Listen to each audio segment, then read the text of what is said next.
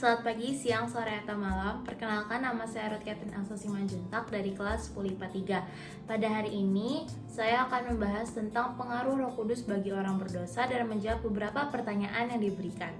Dari Yohanes pasal yang ke-14 dan yang pasal ke-16 ini, dapat saya simpulkan bahwa roh kebenaran atau Roh Kudus itu merupakan utusan Bapa di surga untuk kita manusia yang berdosa ini. Dan kalau kita baca pada Yohanes pasal yang ke-16, firman itu disampaikan oleh Tuhan Yesus sendiri. Karena di sini dikatakan di ayat 5, tetapi sekarang aku pergi kepada Dia yang telah mengutus aku. Berarti dianya itu merupakan Bapa, akunya itu merupakan Tuhan Yesus, dan Ia yang disebut pada pasal yang ke-16 ayat 4 yang sampai 15 ini merupakan Roh Kudus atau Roh kebenaran. Pertanyaan yang kedua, tugas penting apakah yang dilakukan Roh Kudus untuk manusia berdosa? Roh Kudus datang dari surga untuk menolong kita, menyertai kita, serta menginsafkan dunia akan dosa, kebenaran, dan penghakiman. Seperti yang telah saya bacakan tadi pada Yohanes pasal yang ke-16 ayat yang ke-8 hingga yang ke-11. Kemudian, apakah yang dimaksud dengan pertobatan? Menurut saya, pertobatan atau bertobat ini berarti seseorang menyadari kesalahan-kesalahan ataupun dosa-dosa yang telah ia perbuat di dalam kehidupannya selama ini. Kemudian ia akan memohon pengampunan pada Bapa dan memulai kehidupan yang baru. Lalu, apa saja yang terjadi ketika seseorang memutuskan untuk bertobat? Ketika seseorang memutuskan untuk bertobat, ia akan memulai kehidupan yang baru. Memulai kehidupan yang baru berarti ia meninggalkan cara hidupnya yang lama, meninggalkan keseharian ataupun hal yang biasa ia lakukan di kehidupan yang lama. Kemudian dengan bertobat ini dia akan menyerahkan diri kepada Roh Kudus yang akan menolongnya, membimbingnya untuk menjadi pribadi yang lebih baik lagi.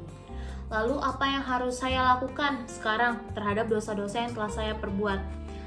Saya sadar saya merupakan manusia yang berdosa, saya kerap melakukan dosa-dosa ataupun kesalahan-kesalahan yang tidak Tuhan sukai dalam kehidupan sehari-hari saya.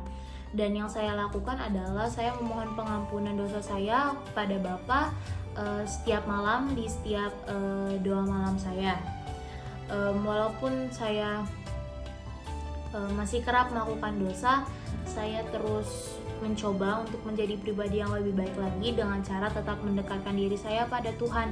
Saya membaca firman Tuhan setiap harinya dan berdoa malam pribadi itu selalu saya lakukan setiap malamnya dengan upaya untuk menjadi pribadi yang lebih baik lagi. Pertanyaan yang terakhir, rumuskan kesimpulan saya tentang peran Roh Kudus bagi orang berdosa.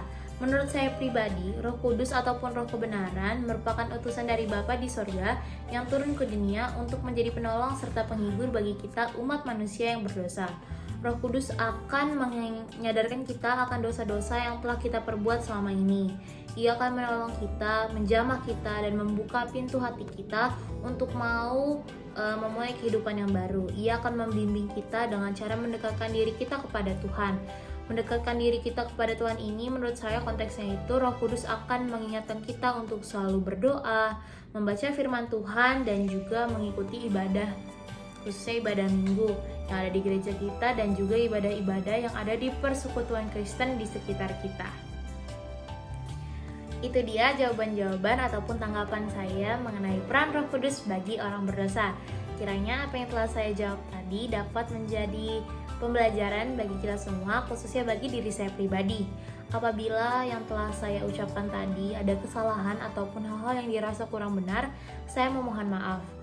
Akhir kata, saya Ruth Catherine. Terima kasih.